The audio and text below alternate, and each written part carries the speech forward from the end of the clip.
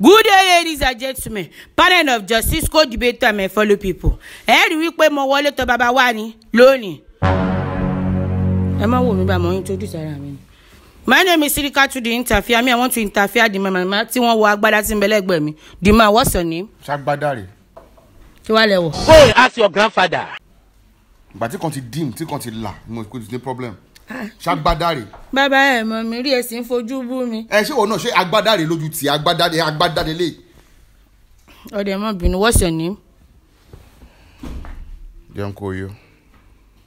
Mo mọ̀ yín. Ẹni yomi fash so kí ló tẹ̀ ní jọ kó yó kí ni. Kí ló wá ń bí mi lórúkọ mi fún? Èwo làbọ̀rọ̀ bí ní Ọ̀yọ́.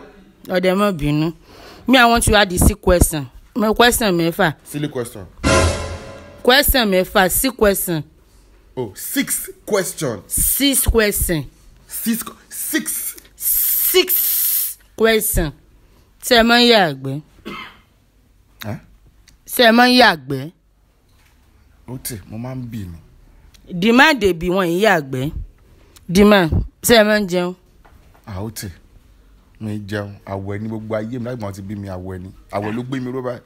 Demand dey fast, demand no dey eat. Wọ́n máa ń gbàwẹ̀ lọ́jọ́ ayé wọn nígbà tí wọ́n ti bí wọn sáyé. Demand ń gbàwẹ̀ ni. Demand, ṣé ẹ máa ń wọṣọ? Ìhòòhò ni. Mo bá yẹ bọ́ ìkòkò táwa báyìí láti wà bí ìhòòhò ni mo ṣe wà bí ojókòó tiẹ̀. Ẹ wọṣọ, ẹ má sọ rí. Ó ti ṣe bó ò ríran pé mo wọṣọ tó ń bí pé ṣe máa wọṣọ. Mo fẹ́ kẹ́ ẹ fẹ́ràn ara yín dáhùn ni. Ṣé wọ́n ò rí pé mo wọṣọ tó ń bí pé ṣe ìhòòhò ni mo máa wà ìhòòhò ni mo wà. Demand, ṣé ẹ ti jalè rí nígbà tí ẹ wà ń kéke? Kí ló wí? Ṣé ẹ ti jalè rí? You steal when you smaller. Mo jalè bàbá ẹ̀. Ẹ̀yin lẹ́jọ́ bá mi. Èmi mo jí. Ẹ jẹ́ ń pa àwọn ọlọ́pàá kí wọ́n wá gbé yín gbà náà. Ṣé bẹ́ẹ̀ yẹn lẹ́yìn lẹ jalè ẹ ti jalè rí? Ṣo gbádùn ṣá? Èmi jalè rí. Irú silly question wo ló ń bè lọ́mọ mi náà? Pé ṣé mo jalè rí? Mi bẹ́ẹ̀ mọ̀ pé mo fẹ́ wà bẹ́ẹ̀ lẹ́yìn wọlé wọn interview pé ẹ fẹ́ ṣe ti ta. Wọ́n ní pé mo jalè ṣé ẹ jalè rí? Èmi ló yẹnu sí. Èmi ló sún bọ̀. Dìmá ìsòyẹnu sí, dìmá ìsòsùnbọ̀.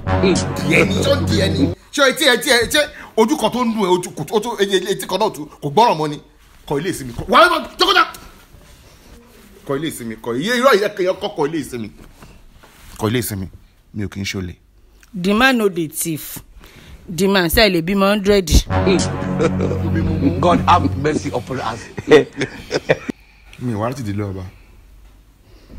Ẹ lè bímọ. Mi ìṣọmọ ọba. Ẹ lè bímọ 100. Àwọn tó wá ti délé ọba àbáwọn ọba náà lè máa bímọ bẹ́ẹ̀ yẹn torí àǹfààní wà fún wọn láti ṣe kò sáǹfààní ẹ̀fẹ́ mi. Dìmá ṣe máa ń wọ bàtà.